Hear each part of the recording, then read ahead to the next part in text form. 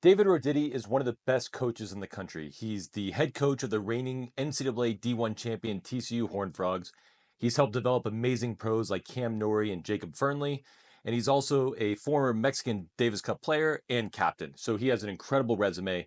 And on today's clips from the podcast, he talks about the two ways that you can outplay your opponent and why knowing your strengths and weaknesses can affect your tactics.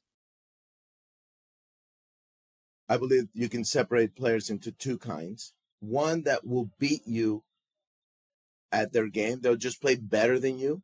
They're looking to outplay you. And those are like the big aggressive players, the big servers, the big ball strikers, the Fritzes of the world, the Lindsay Davenport. She's going to bring in her brand of game and she's just going to outstrike you. Then there's the other kinds of players that they're just trying to make you play a little bit worse than them. So they want to bring you down one level below their level. So, and I was one of those. Michael Chang would just eventually mentally just drag you down, Hewitt, sort of, you could say maybe smaller players, but you playing better than your opponent, it can be both ways. You can either play better than them or just make them play worse than you. And that could be with the way you play, making more balls, mentally, your presence, spins, variety. I don't know. Figure out what they hate and do it over and over and over and over. So that would be one comment I would say out there to those players to think about that concept. A couple thoughts on the great point that Roditi just made. When you are the stronger player, let's say I'm a 4-5 and I'm playing a 3-5, I don't have to spend a whole lot of time thinking about what they don't like or what they're not doing well or how I can make them play worse. I can put all my focus on myself, what I need to do from a controllable sense to play my best tennis. And if I even play my normal level as a 4-5, I'm going to smoke that 3-5. So almost all my mental energy can go into what I need to do to play my best versus making that opponent play worse. Now, when I play someone who's about the same level as myself, that probably needs to shift to 50-50. Half of my attention is on what I need to do to play my best, how I'm feeling, what's working for me on that day.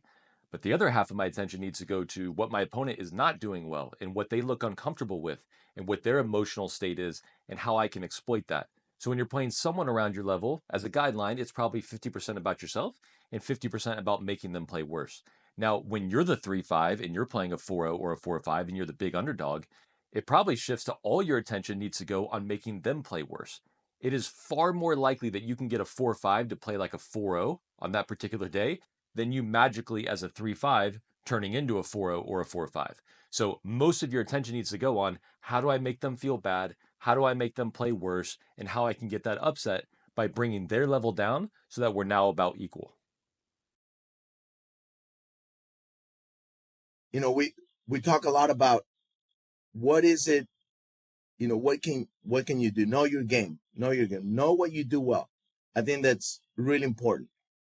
I would also add to that, accept what you're not and accept the shots that you don't own.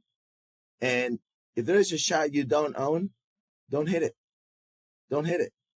I don't care if the backhand down the line is wide open. You don't have that shot.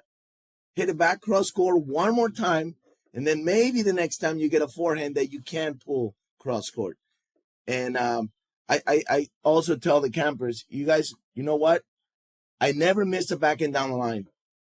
I never did. They're like, oh, it was that good? I go, no, it was that bad that I never even tried it. I just wouldn't try it. I know it's like you just said 8 out of 9 with Alcaraz. For me, my backhand down the line was going to be 3 out of 8. That's not good enough. That's not good enough. So I just slice it cross court and wait one more shot. One of the hardest pills to swallow in tennis is knowing what you're capable of, but more importantly, knowing what you are not capable of. Now, if you're watching this video, I know that you can actually make almost any shot in tennis one time. That does not mean that you own this shot. So a general rule that I use is, can I make that shot 8 or 9 times out of 10 with my life on the line, with real pressure? If the answer is yes, it's a great shot for me to try. If I can only make it 5 out of 10 times, that is a horrible shot selection. It's low percentage tennis, and it's going to lead me to more losing. And the only way you're really going to get concrete data on this is if you really start videoing your matches. I use swing vision with my players. You can use whatever you want. But if you get video and you start charting, you can see, hey, how many times do I make my running forehand down the line pass? Or how often do I make that fast shot from behind the baseline when I'm changing directions? Or how often do I make my high heavy behind the baseline cross court? Those make percentages are going to be different, and you're going to start to see, do I actually own that shot or do I not, and how that can influence your tactics in a positive way. If you enjoyed this video, you can make my day in one click by liking and subscribing to the channel. And if you want to listen to the rest of the podcast from Roditi, he's got a lot of great thoughts on doubles, how to develop players, building confidence, and all that's available on Apple, Spotify, or wherever you listen to your podcasts.